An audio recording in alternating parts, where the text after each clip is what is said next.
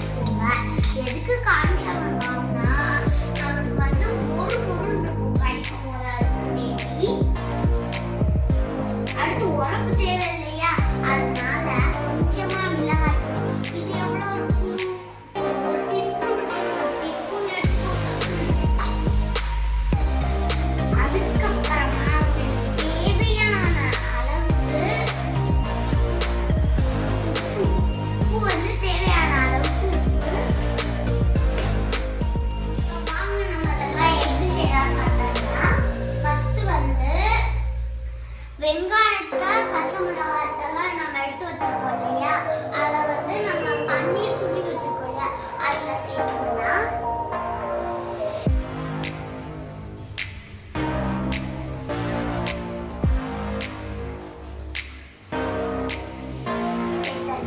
சேர்த்தாச்சு.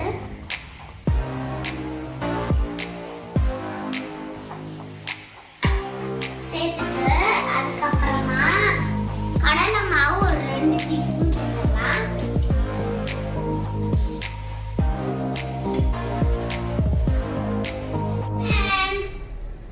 ஆன் பண்ணவே இல்லை வீடியோ. ஹாய் ஃப்ரெண்ட்ஸ், உப்பு ரொம்ப சேர்த்துட்டோமோ? சரி, கரெக்டாக தான் வரும்னு நினைக்கிறேன்.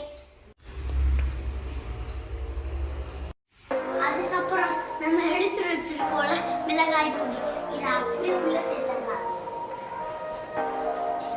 கொட்டியாச்சு. அதுக்கப்புறம் கார்ன்ஃப்ளவர் மாவு எடுத்துக்கோல, அதை வந்து ஒரு 2 டீஸ்பூன் சேர்த்துக்கலாம்.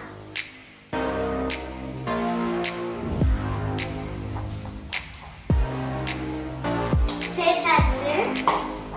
அதுக்கப்புறம் உப்பு எடுத்துக்கோல, இதை நான் வந்து தேவையான அளவுக்கு சேர்த்துக்கிறேன்.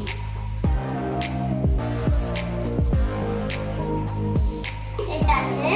இப்போ நம்ம தேவையான பொருட்கள்லாம் போட்டோம்ல, இப்போ வாங்க நம்ம மிக்ஸ் பண்ணி உருண்டை எடுத்துப்போம்.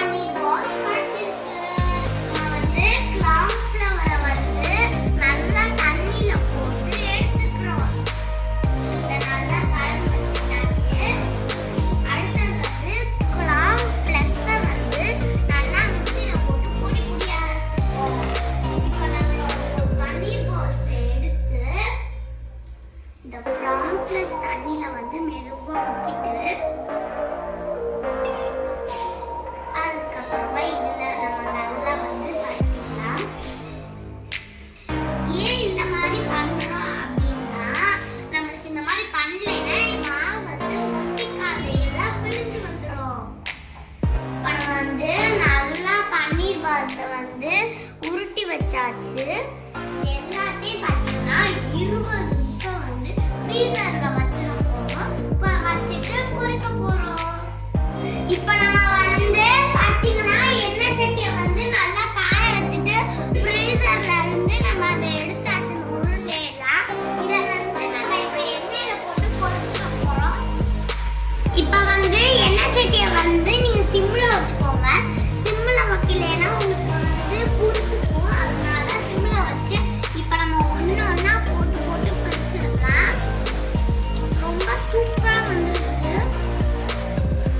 இப்போ நல்லா பொரிஞ்சதுக்கு அப்புறமா எண்ணெய் சட்டியில இருந்து ஒரு பிளேட்டுக்கு மாத்திடலாம். ஒண்ணா ஒண்ணா எடுத்து எடுத்து நம்ம